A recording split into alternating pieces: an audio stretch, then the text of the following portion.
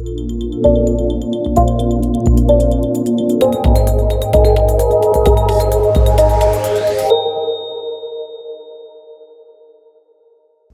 Kenny, welcome back to ILTACON 2022. I can't believe we're back after this long, completely in person, and somehow this is the third largest ILTACON ever. That blows my mind, know, right? and I'm jazzed about it. It's good to get us back together. I'm excited to see you, but I'm also really excited for people who have not been to an ILTACON to come to one like this. And we have a lot of those this do. year. It's fantastic. It is, and that brings us right into my first question for you guys. If a first timer, and I can only imagine how they felt at the exhibit hall last night because it was packed. But if one just wanders by your booth, you guys are in a great location. What booth number are you? 526. If you wander right in, you've got a great hanging sign. We're right here. Mm-hmm. Walk in. What would be the first question you'd like them to ask you? I would like them to ask us something other than what do you do, is how can you help me? Because that's really what we're all about, is finding out and helping folks be, and this is kind of the theme from our Monday night thing, we want you to be the hero of the story. So come up and ask us, and we want to know how we can best serve you. I think that you did a very nice couple little tie-ins to what you did last night, but also what you guys are about. The theme last night was superheroes. The first event for us always is a themed night. But superheroes, you guys took it in an interesting direction that ties back to your core at Traveling Coaches. It does. It speaks to a lot of our core values. So we took the approach of being the supporting cast to mainline heroes. So, of course, old guy with the white hair, I got to be Alfred, so I'm there to help, Batman. And so we did those types of characters and fully committed. If you haven't seen those pictures, oh my gosh. I think you guys might have come out ahead in the we did? Final judgment there We as well. not only got the group award, but the individual that really committed full-on green paint. She was Gamora guarding I was like, so much fun. It's like walking into a studio. And you guys were giving out capes to just kind of go with it. It was great. Yeah, we were for this reason, because we wanted to say, we were giving out capes to say, we want to make you the hero of your story. So how can we help you? Back to that same theme, speaks to our core values, all of it. It really does. And a lot of fun. I don't know anyone who does a better job of it than you guys do. Can you talk to me a little bit about how you're going to make someone's workday and workflow easier, more productive, and more manageable? So by asking the right questions. So we have always modified our products and services and how we do what we do. We've taken a lot of people through change, but the first part about a change in a workflow or a change of any kind is, why are we doing this? So we're asking the right questions. We're going to step back up to make sure that there's a business reason to do it. You don't change just to mess with people, though someone out there being affected by that change may feel that like way, yeah. And even that can be done differently. And that's probably an indication that we didn't communicate it right on the front end. So we have people out there in law firms, and again, I've done it too. You look back and they feel like something was done to them, not with them and for them. So when it comes to workflow changes, that's big. And it always has to be through the lens, the eyes of the person impacted by the change. So we ask those questions because they're foundational to the things that we'll put in place, the order that it's put in place, and the journey that you're on. And it's been a journey for you guys, especially the last couple of years. The way training, the way education, the way workflows have had to change so much with the pandemic.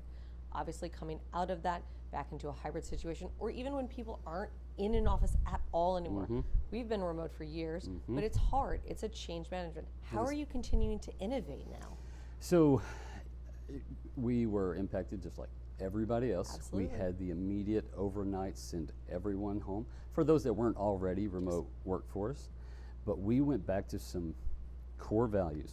The standard of excellence is here. The medium, the options, the avenues, the manner in which we accomplish it now has to change. Absolutely. But the standard never changed. We care about them. We want employee engagement. We go out of our way. So we recrafted, retooled everything about how we interact with one another, how we support one another, how we stay engaged with one another. Redid our entire, the manner in which we deliver training services. We turned it all into virtual. We studied, we watched, we saw what was effective and what was not. Duration became a thing. And people have to learn a brand new skill. Yeah. How do you work in front of a camera? What's behind you? Are you paying attention to it? What about the lighting? So we've learned a new skill set. We learned things to do, not to do. We knew durations that should be used or not used. There's a point where you lose engagement. So we start to infuse this to achieve the standard of excellence. We just had to get there a different way and had massive success with that. So we've rolled a number of firms. They finally got to the point of saying, we're going, we need some help. We did it all virtually. We've actually had several firms come back and say, that was the best rollout we've done. In fact, particularly in support. So training is one thing. Which is a hard oof. And we would call it floor support. So then we were the air quote people. We were walking around going, we're going to do floor support because it's not really floor support, where we would walk. But that was also a flawed model in some ways, because I'm coming by and knocking on your door.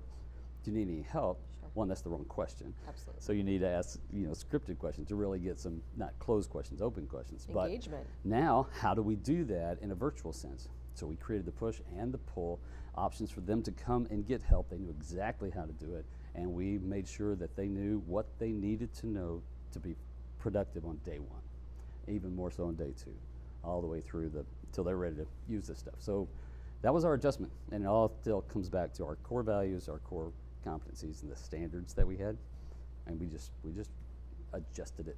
We're still teaching folks. We're scripting out. This is the model that you have to use if you're going to be effective on a camera. It's been fun. It's a journey, and I don't think it's over yet. We hope that we're through this pandemic. We hope that there's clear sailing. But what happens when we get to 2025? What does that look like for you guys? Ooh, I think we're gonna have the same standards, same excellence, but I think our products and services may vary, because they always have to, and they have throughout the entire history of the company. They adjust to the needs of the people we're here to serve. And so as those needs, those pain points, those issues change, we are changing with it. And the reason we know to change with it is because we're talking to them all the time. We're not making assumptions. We want feedback, even terrible feedback. Bring it. That's a gift, because it tells us what's really going on, and it endears us even more to the fact that we care about those pain points. Absolutely. Even if the pain point was we didn't do that well. Please tell us. So we're going to learn. We're going to adjust. We're going to do new things. I think the whole delivery of learning, I think the concept of learning, I notice I didn't say training. I'm kind of getting it's a learning. learning. Absolutely. It's a learning strategy needs to be built into and part of the culture of a firm. So if you have a culture of learning, the new change is change. The pace is different now. It's constant. It's evergreen. All the software is taking the same approach, and so is everything else. So we're going to be pliable. We're going to listen. We're going to ask the questions. We're going to be the same traveling coaches you've always known, but just as impactful and relevant 5 years from now. I'm excited to see where we get next year and beyond. Should be Kenny, fun. thank you so much. It's my pleasure.